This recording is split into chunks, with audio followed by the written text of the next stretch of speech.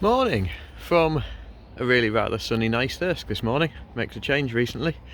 I haven't done a video catch up for ages, so I thought I'd just do a quick catch up, see where we are and let everybody know what's going on with the workshop. This phase is going in for MOT today. I just thought I'd start with this one. It's a beautiful bike, really nice condition. It's a Phaser 600. It's been parked up for about 8 years and we're recommissioning it.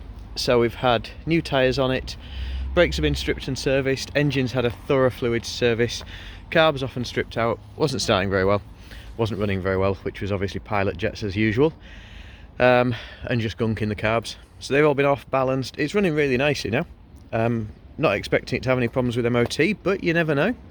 We'll see what they say. In the workshop at the moment, we've got this Yamaha FJR 1300. I keep wanting to call it an FJ. It's got a faulty alarm, so we're bypassing that. We've got a little bit of kit coming to do that later on. It's a factory fitted alarm, and as everybody knows how reliable they are. Must be getting over 20 years old now.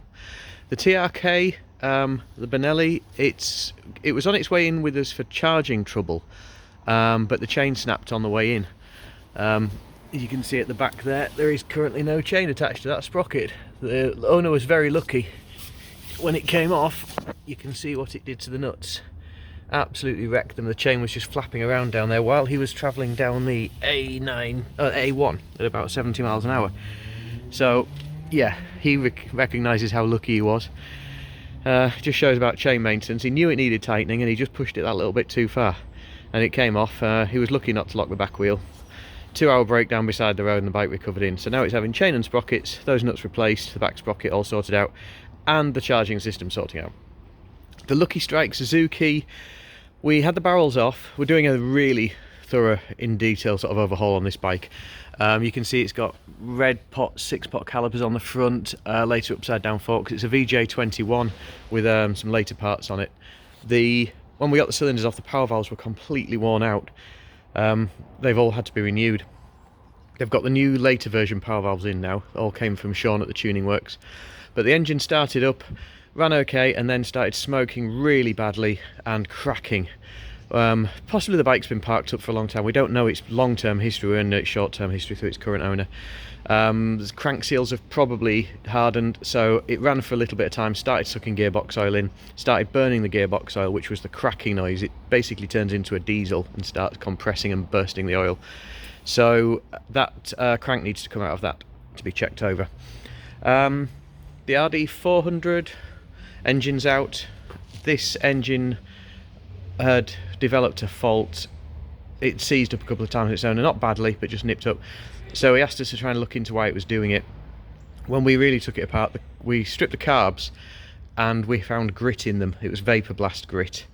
It's got right into the motor. The crank main bearings were really, really notchy and worn, and the whole engine's not been rebuilt for too long. It's not done that many miles, I don't think. But we're starting in from scratch with it. So cranks had to be rebuilt, sent it to Grampian. I've got a video of how bad the crank was when I took it apart. I might put that on later on. Pistons, barrels are up at Mick Abbey's at the moment to be rebored. That'll all go back together and then it'll get checked and set up. The 185 Bentley has come into us with an RD200. This just wasn't starting after a rebuild. The owner had done it all and then just couldn't get it to fire up, so I thought he'd send it up to us to have a look. The points cam wasn't correct for the model. Somebody had bodged one in off a different bike, and when it had been off and on, it hadn't relocated into the same position, so the timing was a mile out. We've done that. We've done points. I've had the carb off and rebuilt. We've had 3 different carbs came in for it, a modern one and 2 originals, and we've made a good carb out of the 3. And that's about it really. That runs and goes really nicely. So in the workshop, as you can see, we're getting much more organised and sorted out with the new, the racking support's gone up there. The hoist's just gone in this week. That's an electric hoist so that we can lift and lower stuff up onto that upper deck.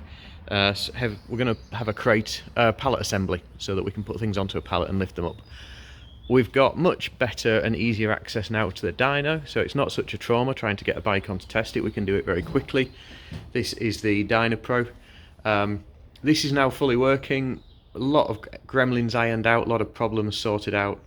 Extraction, ventilation, fueling. The AFR meter, which is this box on the wall up here, was giving inconsistent readings at first. The computer then blew up, the telly blew up. We got there in the end. Now if we put a bike on, we can strap it on, have the extraction sorted out in about 5 minutes, and be doing dyno runs within about 10 to 15 minutes. Tyre machines squidged into here. We've got, this was part of the funding that we received to go. We've got a beta tool trolley. The chair wasn't part of the funding, that was donated by some family. Same family that came along to help me on gave up their bank holiday weekend to help me move all that stuff up to there. The shelving is only probably about a third, maybe 2/3 full at the moment. We've got plenty of space. These ramps came in as part of the new funding. The benches. So there's a tool bench at the end, and then there's a solid bench at this end. The computer was part of it too. As you can see, we're still organising.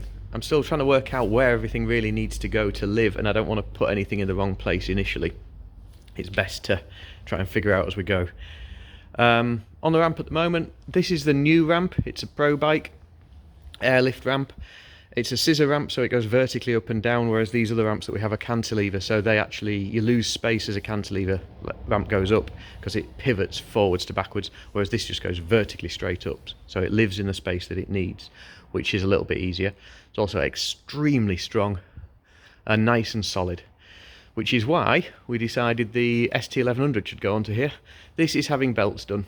It's in the middle of doing it at the moment. When we took the exhaust system off, the exhaust system wasn't reusable, so it's having a Delchavik lower front system put on, but we have managed to save the rear silencer sections, so they're going back on. It's having a carb balance once it's back together, and coolant flush. The lathe's living in the corner. This bench is probably going to move. It's got the RD500 engine on it at the moment. I'll go into that in detail later on. This is a bit of a rare beast on this ramp. It's a Yamaha DS6 250. Can't remember what year now off the top of my head. I think these might be 68 to 70. I could have a look, but it's a really unusual Yamaha engine. You can see it before they'd really developed their pattern. The owner has informed me, kickstart on the left, that this is a derivative of his Grand Prix engine from the time, and it should do about 31 brake horsepower. I'm assuming that's crank brake horsepower, but that would still be very high for a little 250 twin of its era. Piston ported, so he's actually asked once we get it going to put it on the dyno and see if it's still got those 31 horses, so that'll be an interesting one, and I will video that. The bike is running at the moment. We've had it fired up and running, but we found that the condensers, there's a lot of sparking going on at the points, so the condensers have probably failed, which isn't surprising. They're probably the original ones off the bike. So we're going to get condensers on that and get that fired up today and hopefully have it finished. But Oscar made me jump, he just sneaked in behind me. Morning, Oscar. The 200, this came in for just a basic service and setup, and it's rattling like crazy to the point where we don't even start it and ride it. So one of today's jobs is to take the top end off this, find out what it's rattling. I suspect it's going to be bores and pistons, but we'll soon see, and probably do an engine rebuild on it. Fair bit still on the bench. We've got the RGV engine in the corner, a few bits and pieces here. All this is just to be sorted out and organised, but that's about it for now. It gets us roughly up to speed with where we are with everything. So by the end of this week, a few more of these bikes will be out. There's a few more coming in to replace them. I've got a BMW coming in for today for full service, and I'll do a catch-up by the weekend.